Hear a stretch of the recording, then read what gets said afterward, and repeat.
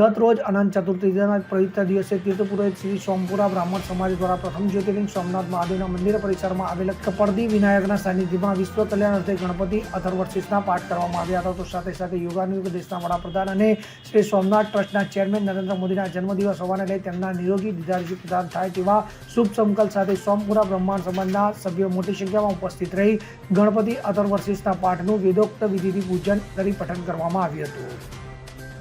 આજ રોજ અનંત ચતુર્દશીના પરમ પવિત્ર દિવસે વિશ્વ કલ્યાણના સંકલ્પ સાથે શ્રી સોમપુરા બ્રાહ્મણ સમાજ તીર્થપુરોહિત સોમનાથ દ્વારા ભગવાન ગણપતિના ગણેશ અથર્વશીર્ષ પાઠનું સામૂહિક આયોજન કરવામાં આવેલું હતું.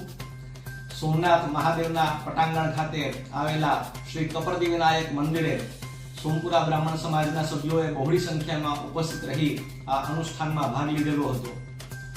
યોગાનુયોગ ભારતના લોકલાડીલા યશસ્વી વડાપ્રધાન શ્રી નરેન્દ્રભાઈ મોદીનો પણ આજે જન્મદિવસ હોવાથી એમના દીર્ઘાયુષ્ય માટે પણ પ્રાર્થનાઓ કરવામાં આવી હતી અને વિકસિત ભારતનો એમનો સંકલ્પ સિદ્ધ થાય એમાં ભગવાન ગણપતિની વિશેષ કૃપા પ્રાપ્ત થાય એવી પણ પ્રાર્થનાઓ કરવામાં આવી હતી.